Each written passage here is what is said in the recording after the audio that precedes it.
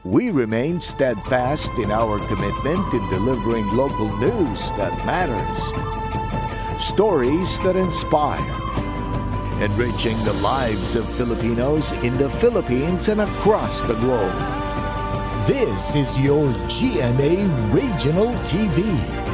Buong puso para sa Pilipino. Narito na ang mga pinakamalalaking balita ngayong Lunes.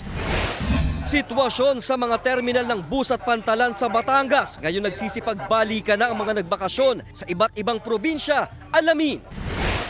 Health Authority pinayuhan ng publiko na palagi ang uminom ng tubig at umiwas sa pagbabad sa initan ngayong ramdamang matinding init ng panahon. Selebrasyon ng Pasko ng muling pagkabuhay ni Hesukristo isinagawa sa iba't ibang simbahan sa Batangas nitong linggo. Sparkles Andrea Torres, Lian Valentin at Angela Alarcon nakisaya sa Corrida de Caballos Cidade de Calaca sa Batangas.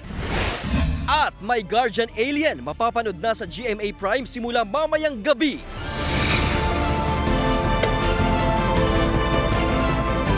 Ito ang GMA Regional TV, Balitang Southern Tagalog. Magandang hapon mga kapuso, narito na ang Balitang Southern Tagalog. Hatid namin ang mga pinakamalaki at pinakahuling balita sa Timog Katagalugan. Live mula rito sa GMA Batangas Station, ako po si Ace Medrano. Patuloy ang pagdating sa Batangas Port ng mga pasaherong pabalik sa Maynila at Karatig Probinsya. Para sa pinakahuling sitwasyon sa Pantalan, nakatutok live si Paul Hernandez. Paul?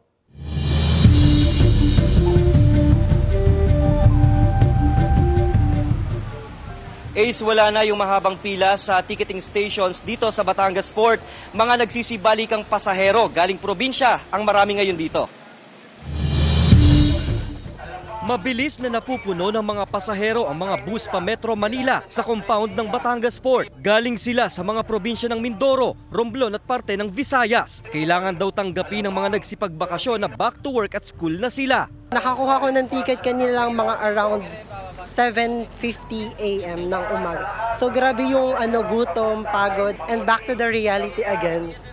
Nakapag-recharge naman ko kahit pa paano kasi nakauwi sa hometown ko. Kaya ngayon po balik na, normal. Posible pa raw mahigitan ngayon ang bilang ng pasahero kahapon na umabot sa 6,500. Makabuti nito 8,000. Marami pa kasi darating na barko Saka marami pa pasahero. Nakakahinga-hinga na ang passenger terminal building ng Batangas Port mula sa dagsa ng mga pasahero nitong nagdaang Holy Week. Iilan na lang ang mga pumapasok na magtatawid dagat. Sa tala ng PPA, pumalo sa mahigit 144,000 ang mga pasahero sa Batangas Port mula March 24 hanggang March 31. As far as embarking, normal na tayo. Kasi talagang pag Lunes, medyo may na ang ating pasahero. Yan ang pinakamababang number ng pasahero. Yung disembark natin, hindi pa siya normal, marami pang bumabalik. Nakataas pa rin ang heightened alert status sa pier. Sa kabila ng napakaluwag na sitwasyon ngayon dito sa Batangas Pier, hindi naman daw nagbabago yung mahigpit na seguridad na ipinatutupad dito. Ace. Maraming salamat Paul Hernandez. Pumalo sa 37 degrees Celsius ang heat index sa Lipas City kaninang tanghali. Kaya ang Health Authority pinayuhan ang publiko na palagi ang uminom ng tubig at umiwas sa pagbabad sa initan para makaiwas sa sakit. Alamin yan sa report ni Denise Abante. Kasama ang pamilya nagtungo sa isang mall sa Lipas City ang mag-anak ni Louie mula sa Bawan, Batangas. Bukod daw sa pamimili at pamamasyal, nagtungo rin sila dito para magpalamig dahil sa matinding init na naranasan kaninang tanghali. Sobrang init po, ma'am. Kaya yun, naisipan namin na rin na sumaglit muna dito po. Hindi siyempre yung libreng aircon. Summer po kasi di expected na rin po. Malamang po. Alas 12 ng tanghali kanina nang maitala ng Pag-asa ang 37 degrees Celsius na heat index sa lungsod ng Lipa. Bagay na may tuturing na extremely cautious o kinakailangan ng matinding pag-iingat dahil sa init ng araw ayon sa Pag-asa. Yung classification po natin is nakadepende po siya sa NOAA and regarding po dito sa heat stroke. So, extreme caution po tayo pagdating sa heat stroke. Yung range po ng 33 to 41 degrees Celsius na heat index, possible po kasi yung heat cramps and heat condition. Sa kabila ng matinding init kaninang tanghali, ilang mga siklista mula sa Muntinlupa ang tumulak sa Batangas para raw sa kanilang regular ride. Hindi naman mawawala sa kanilang dala ang tubig na siya nilang pangontra sa init. Nakakaginhawa po, tapos nakakaluwag ng daloy ng dugo, tapos yung stress nawawala, presko po yung dating. Regular exercises po, kailangan po natin yun. Ice cream naman ang pamatid init ni Neo. Bukod daw kasi sa tubig, swak din itong kainin ngayong tag-init. Since sobrang init nga po, parang ito lang po yung way namin para makapag-cool off.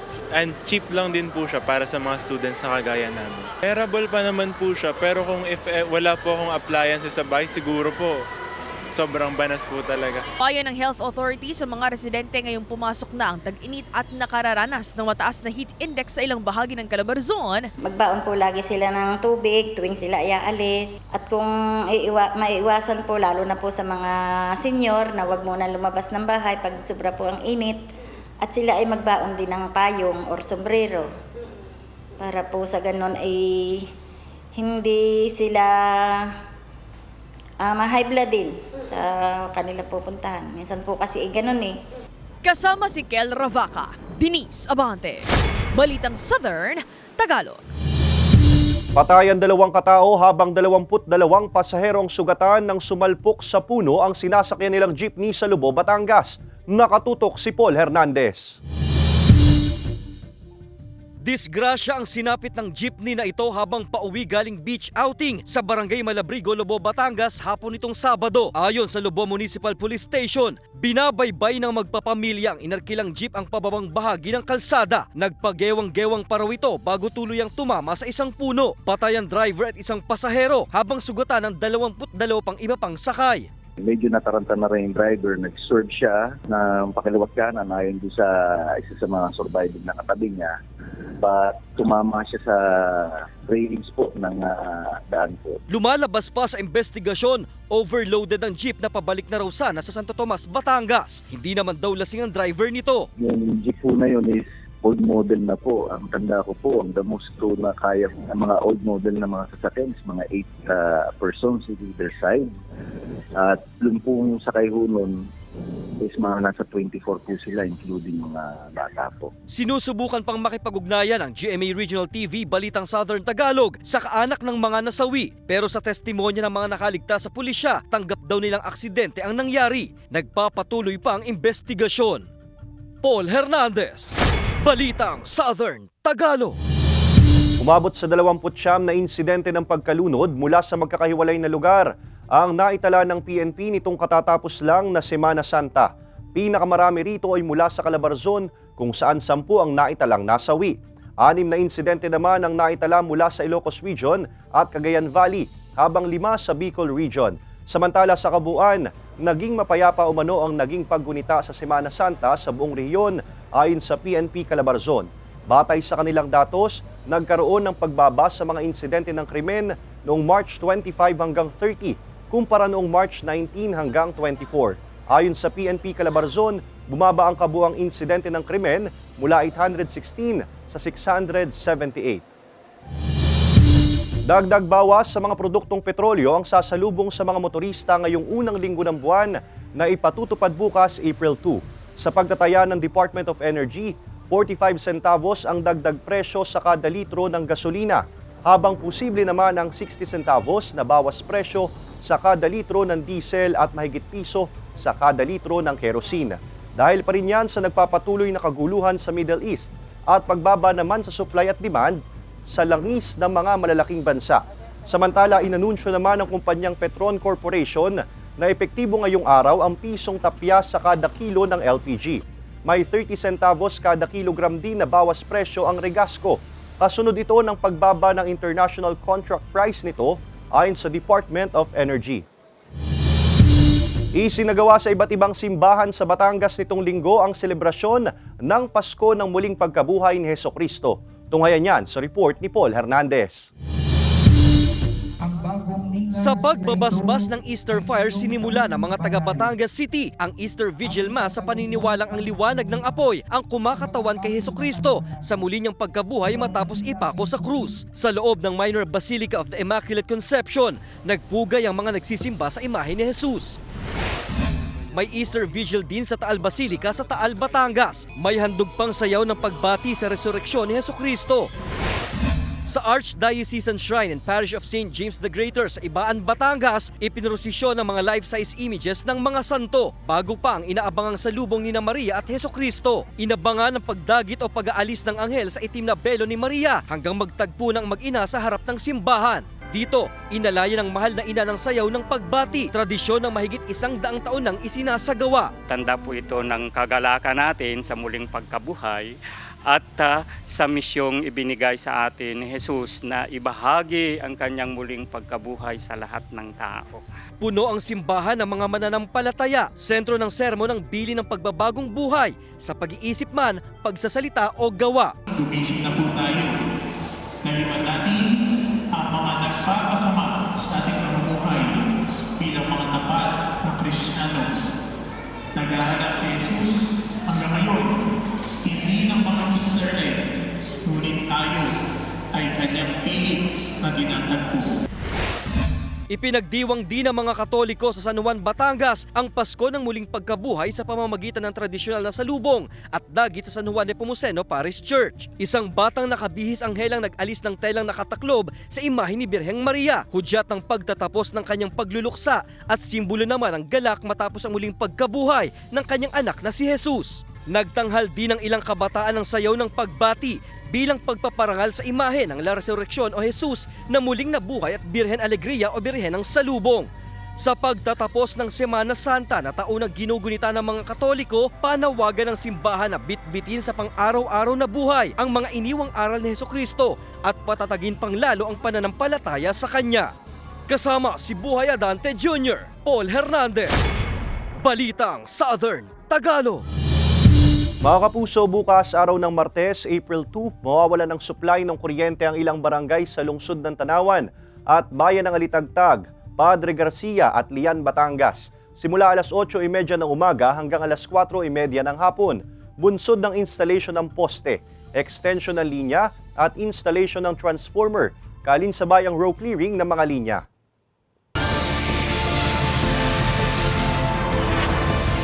Ito ang GMA Regional TV, Balitang Southern Tagalog.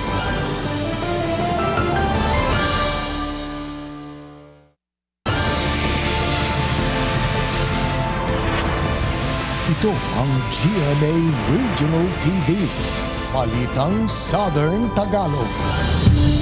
Mangilan-ngilan na lang ang mga pasaherong pabalik sa Maynila at iba't ibang probinsya sa Lipa City Bus Terminal ngayong araw, April 1. Pero ang buhos ng mga pasahero na itala kagabi ayon sa pamunuan ng terminal. Narito ang report ni Denise Abante.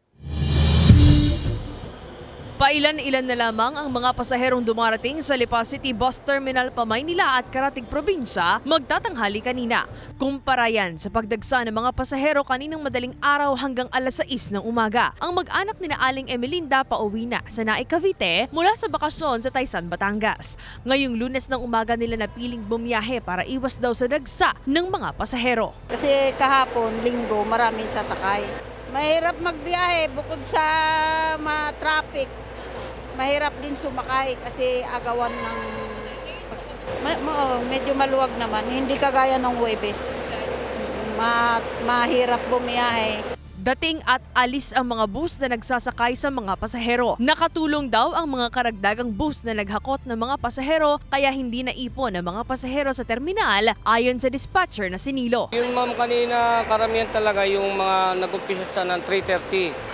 Every 10 minutes po yun ma'am puno. Long weekend yung iba kasi po nagsigurado na para kasi pag Lunes traffic para di sila malate. Ngayon naman yung mga iba na walang boarding house kaya ngayon na lubuwas. Yung iba na hindi naman masyadong maagang pasok. Kung ang ilan sa mga nagbakasyon umuwi na kahapon o kagabi ang mag-anak ni na Krishlyn, ngayong hapon pa raw balak bumalik sa Makati. Sinusulit pa raw kasi nilang mag-anak ang pagbabonding at hindi rin naman daw nila pinangangambahan ang posibleng mabigat na daloy ng trapiko. Night shift yung work. Normally, sapat naman yung bus dito sa terminal.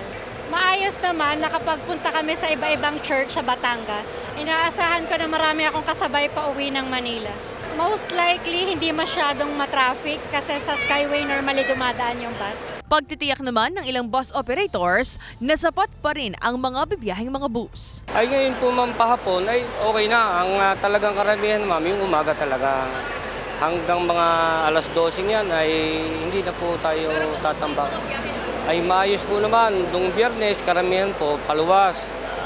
Hindi, balikan ng pasero. Nung Sabado naman, paluwas din, marami. Tsaka kahapon.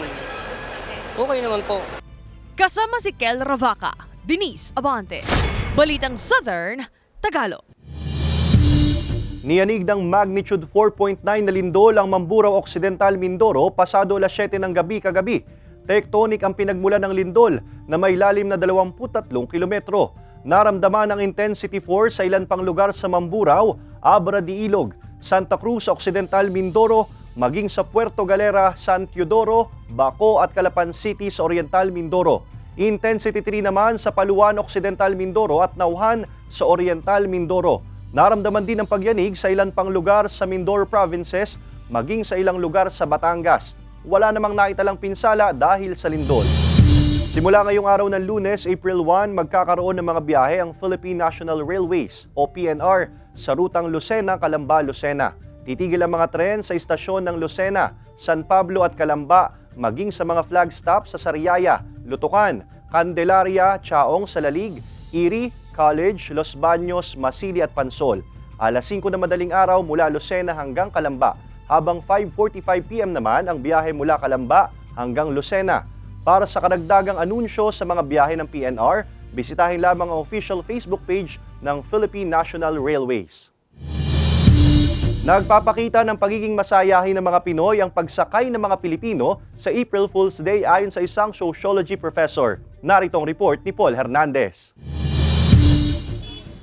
Practical jokes, mga pang-good time at mga hirit na akala mo'y totoo pero sa huli, may pambasag na biro lang pala. Kung mabiktima ka man, huwag nang magtaka. April 1 kasi ngayon at tinatawag ding April Fool's Day. Kahit nga raw hindi April, nabibiktima ng pangpaprank si Carlos. Kanyari yung iba, mga buntis nga daw, yung iba naman nagbebenta ng murang parts. Ending po, ano lang pala, prank lang, nangiinggit lang, parang... Ano naman kayang hirit na biro ang gagawin ng ilang Batanggenyo? Bibiruin ko po ng kunyari po hindi po ako papasok ngayon, masama po yung pakiramdam ko. Si Paul may isang biro raw na minamanifest na maging totoo. Salary increase. Joke na salary increase. Para ma-motivate naman din ako, di ba? Kasi magta-travel ako ngayon, so gagastos ako ng pera. Bagamat sa ibang bansa nagsimula ang April Fool's Day, sakay na sakay raw ang mga Pinoy sa katuwaang ito. Pagsalamin sa pagiging kwela at masayahin ng mga Pilipino. Ayon sa isang sociology professor na si Abvic Ryan Maghirang. Sources are attributing it with France. It happened in 1572 kasi nagkaroon sila ng pagpapalit noon ng kalendaryo. Yung April 1 dapat, okay? People believe that it was still March 31. Pero ang Department of Health may abisong huwag gawing biro ang tungkol sa sakit at physical at mental health conditions. Bagay na sinang-ayunan ni Maghirang. In the conduct of any pranks or jokes, we always have to be conscious whether or not we might hurt somebody. Dapat pa rin daw maging responsable sa mga gagawing aksyon o bibitawang salita, biro man o hindi. Kasama si Buhay Adante Jr., Paul Hernandez. Balitang Southern Tagalog. Tampok sa Corrida de Caballos, Ciudad de Calacas sa Batangas ang karera ng mahigit 100 kabayo. Nakisaya rin at pinakilig ni Sparkles Andrea Torres, Lian Valentin at Angela Alarcon ng fans sa Festival of Horses sa lungsod. Silipin yan sa report ni Hazel Alviar. Mahigit 100 horse racers ang sumali sa karera ng Corrida de Caballos Ciudad de Calaca o Festival of Horses sa Calacas City, Batangas. Hindi nagpatinag sa init ng panahon ang mga hinete at kabayo, marating lang ang finish line. Ang Festival of Horses ay ginaganap tuwing Miyerkules Santo, kung saan isa ito sa mga itinuturing na debosyon at mayamang pamana ng kultura ng lungsod. Ang mga kabayo kasi ang ginagamit noon bilang transportasyon ng mga mananampalataya mula sa lungsod at kalapit bayan gaya ng Lemery Cemetery at Balayan upang marating ang St. Raphael Arcangel Parish.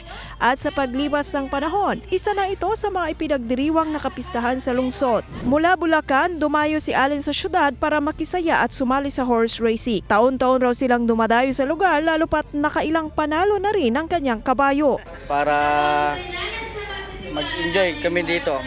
Kahit sobrang layo, sulit naman ang dayo. May mga cowboys at cowgirls din na rumampa. Mas lalo pang binainin ng sparkle artist na sina Angela Alarcon, Lian Valentin at Andrea Torres ang kapistahan with their cowgirl outfits.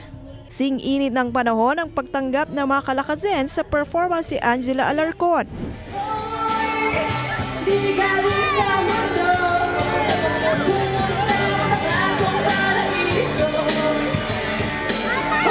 Sinundan naman ito ng nakakakilig na awitin ni Lian Valentin.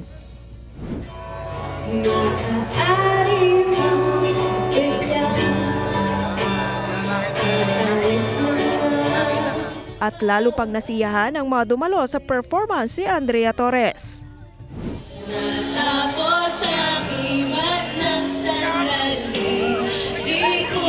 Thankful naman ang mga sparkle artists sa mainit na pagtanggap sa kanila ng kalakazens. Every time na nag-visit kami dito sa Batangas, parang first time mo pa rin kung paano kanila i-welcome. Ito yung mga moments talaga na makapag-thank you ka in person. Nakakatuwa kasi ako din mahilig din ako sa kabayo and I can't wait na masubukan kong horseback riding here someday. Thank you so much for your warm welcome. First time ko to ma-experience and it's a really nice experience. And of course, nag-enjoy ako kasi nakita ko yung culture dito sa place na to. Hazel Alvior, Balitang Southern Tagalog.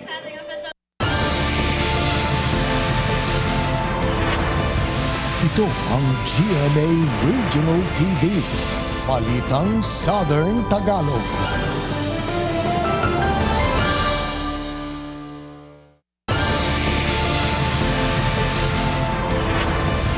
Ito ang GMA Regional TV, Balitang Southern Tagalog. Umaasa makababawi ng kita ang ilang negosyante sa White Beach sa Puerto Galera ngayong tag-init.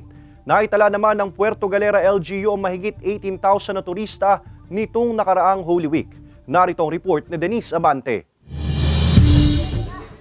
Wala pa raw isang buwan ang buksan ni Grace ang kanyang maliit na kainan sa labas ng White Beach sa Puerto Galera. 24 oras nakabukas ang kanyang kainan at bagamat bagong bukas pala mga negosyo, ramdam na raw kaagad niya ang balik ng kanyang puhunan dahil sa dagsa ng mga turista. Okay naman po ngayon. Maganda yung benta namin, nakapagpasweldo ka sa tao, nakapag-restocks. So good. Full stocks lagi kami. Tapos lahat pinaghandaan namin. Ano po naman, Pinoy. Yes. Kasi 'di ba? Hindi naman lahat i-afford ng mahal. Nitong katatapos lang na Holy Week, nakapagtala ng mahigit 18,000 tourist arrival ang Puerto Galera LGU, bagay na nakatulong umano sa pagbabalik sigla ng turismo at kabuhayan sa lugar. Sa tingin ko naman po ay makakabawi na sa dami po ng mga turistang pumunta ngayon dito sa amin, not only dito sa Holy Week, pero we're expecting more po because of the vacation po ng summer vacation ngayong taon nito. Sila po ay sigurado pong makakabangon na. Ramdam din daw ito ng water sports operator and owner na si Sally. Ito po noong una medyo talaga mahina. Pero nung dumating na po yung mula Biyernes Santo, yan, nag-iba-iba na yung aming biyahe. Biyernes, Sabado, Linggo. Nakakabawi-bawi naman po. Nawa po ay yun, magtuloy-tuloy na ang magandang pasok ng mga turista dito sa Puerto Galera. Para po, siyempre, kaming mga negosyante, sana naman ay kumita din sa mga nagdaan naming mga panahon na nalugi kami. Umaasa ang LGU at ang mga negosyante na matapos ang COVID-19 pandemic at pagkawala ng pangamba sa oil spill, muling sisigla ang turismo at pagdami ng mga turista sa lugar ngayong tag-init. Pag maraming turista pa po, hindi lang po mga resorts ang nagiging benefit sa mga tourism na dumarating dito, but also sa kaliit-liitan po na mga sectors po natin. Like for example, the transport sectors. Ganun din po kahit dun po sa mga naglalaba po na mga tao po sa ating mga resorts. Kasama si Kel Ravaca, Denise Abante, Balitang Southern Tagalog.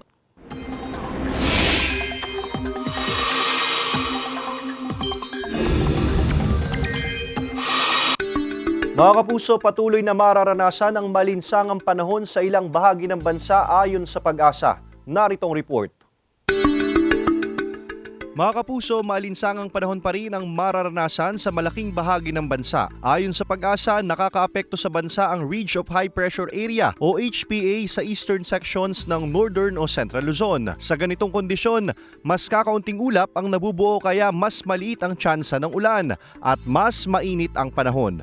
Gayunman, hindi pa rin inaalis ang tsansa ng localized thunderstorms. Ayon sa Metro Weather, mababa ang tsansang ulanin ng mga rehiyon ng Calabarzon at Mimaropa ngayong araw, pero may tsansa pa rin ng ulan. Posible rin ang ulan sa iba pang bahagi ng bansa, kaya ihanda po lagi ang inyong mga payong. Samantala, posibleng pumalo sa 40 degrees Celsius ang heat index sa ilang lugar sa Calabarzon bukas, base sa inilabas na 2-day forecast ng Pag-asa. Ayon sa Pag-asa, posibleng makaranas ng hanggang 40 degrees Celsius na heat index sa Sangli sa Cavite. Posible namang makaranas ng 37 degrees Celsius na heat index sa Ambulong, Tanawan City sa Batangas.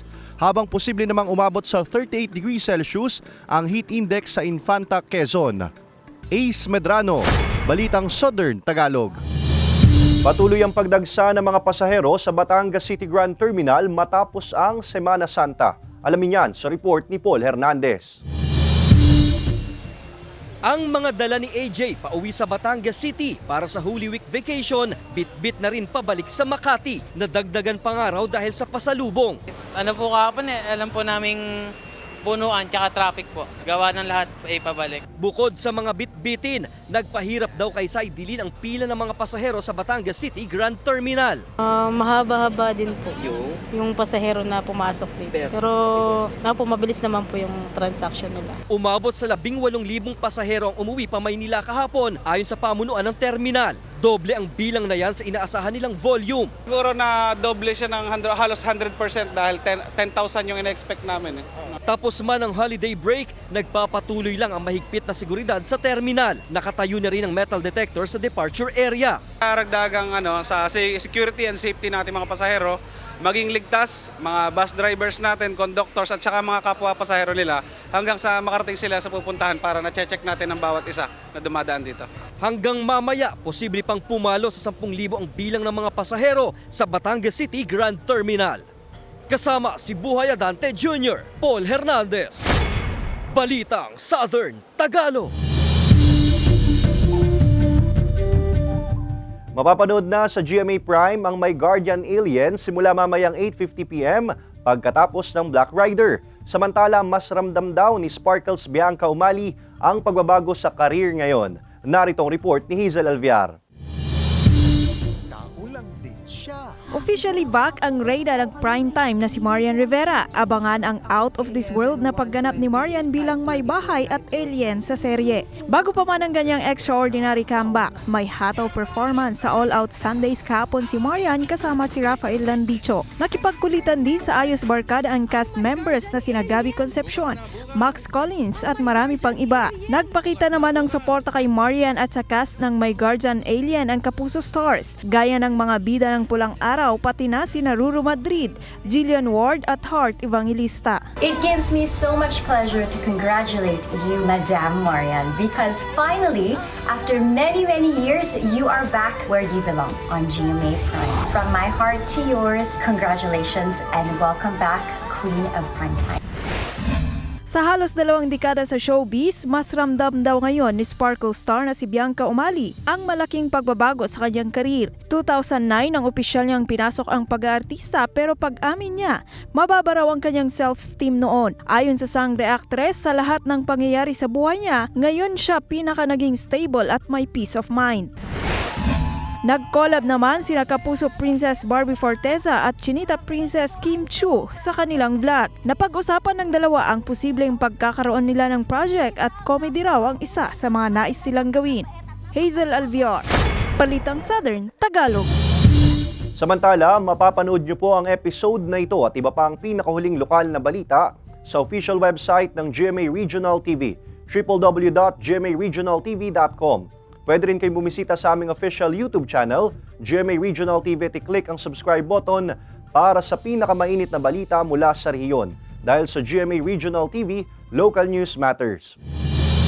At iyan ang mga pinakamalaki at pinakahuling balita sa Timog Katagalugan. Maraming salamat sa pagsama sa amin pati na mga kapuso sa ibang bansa na tumutok sa mga balita sa rehiyon. Kami, ang GMA Regional TV Balitang Southern Tagalog. Buong puwersa para sa mas malaking misyon at mas malawak na paglilingkod sa bayan.